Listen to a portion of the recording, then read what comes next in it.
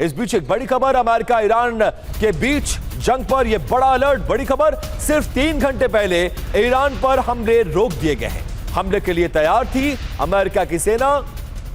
Trump के आदेश के बाद होने वाले थे बड़े हमले। राष्ट्रपति ट्रंप ने आखिरी वक्त में हमले को रोकने का आदेश दिया। एनबीसी की रिपोर्ट में यह बहुत बड़ा दावा किया गया।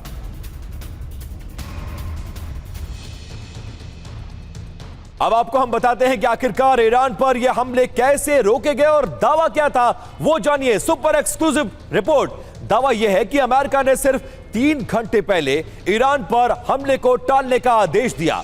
अमेरिका की नेवी ऑपरेशन के लिए तैयार थी। अमेरिका के मिसाइल लॉन्च के लिए बिल्कुल रेडी टू अटैक मोड में रखी गई थी। अमेरिकी सैनिकों को हमले के लिए ऑर्डर तक मिल चुके थे ट्रंप ने, लेकिन इससे ठीक 3 पहले ईरान से डील का ऐलान कर दिया और इन तमाम हमले के आदेश को रोक दिया गया। ट्रंप के दावे के बाद ईरान पर हमले के फैसले को टाल दिया गया है। 2 अमेरिकी अधिकारियों के हवाले से यह बहुत बड़ा दावा क्या है, इसका सोर्स एनबीसी है। इस बीच एक बड़ी खबर, हॉर्मुज स्ट्रेट को लेकर टीवी 9 भारतवर्ष पर एक्सक्लूसिव खबर आपको हम दिखाने जा रहे हैं। हॉर्मुज खुलवाने के लिए ट्रंप का यह प्लान सामने आया है। अमेरिका की संयुक्त सेना की भेजने की योजना, सेना भेजने पर फ्रांस में होगी चर्चा। ईरान मुद्दे पर भारत अपना पक्ष रखेगा। G7 में प्रधानमंत्री रखेंगे भारत का पक्ष, सूत्रों के हवाले से बड़ी खबर।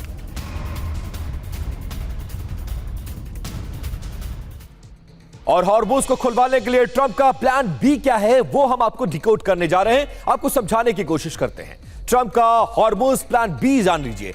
हॉर्मुज स्ट्रेट को खुलवाने की नई रणनीति सामने आई है।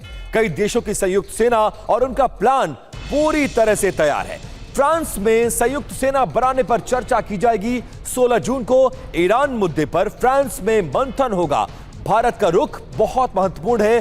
भारत ने अपनी सेना भेजने से फिलहाल इस पूरे मामले में साफ तौर पर इनकार कर दिया है। फ्रांस की बैठक में भारत अपना पक्ष भी रखेगा। जरूरी जानकारी यह है कि फ्रांस और यूके भी मल्टी नेशन मिशन पर काम कर रहा है। दोनों देशों ने संयुक्त टीम के लिए कई देशों से बात तक कर ली है। मनीष झा लगातार हमारे साथ बने हुए हैं और G7 की बैठक पर जो ज्यादा अपडेट्स है वो मनीष के पास है। मनीष, इस बैठक में क्या क्या संभावनाएं हैं?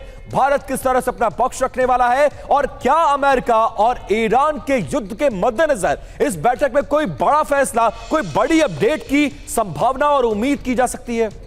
देखिए, 3 दिन बाद फ्रांस में G7 की बैठक हो रही है, जिसके लिए प्रधानमंत्री मोदी भी वहां जा रहे हैं, अमेरिका के राष्ट्रपति ट्रंप भी वहां पर आ रहे हैं। लेकिन G7 के बैठक के दरमियान एक और मीटिंग हो रही है जिसकी जानकारी आपने दी, वो है ईरान के मुद्दे पर एक बैठक होगी जिसके लिए फ्रांस की तरफ से न्योता भेजा गया है अरब मुल्कों को।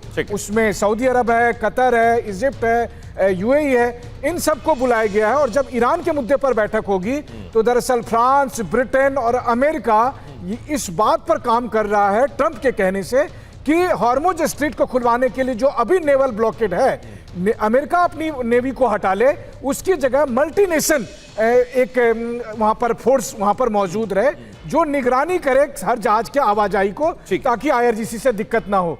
लेकिन इसमें जब भारत को कहा गया कि आप कंट्रीब्यूट करिए, तो भारत ने कहा कि सॉरी बॉस, हम नहीं कर सकते, क्योंकि हमारी प्रिंसिपल पॉलिसी है कि हम किसी भी मामले में अपनी सेना नहीं भेजेंगे।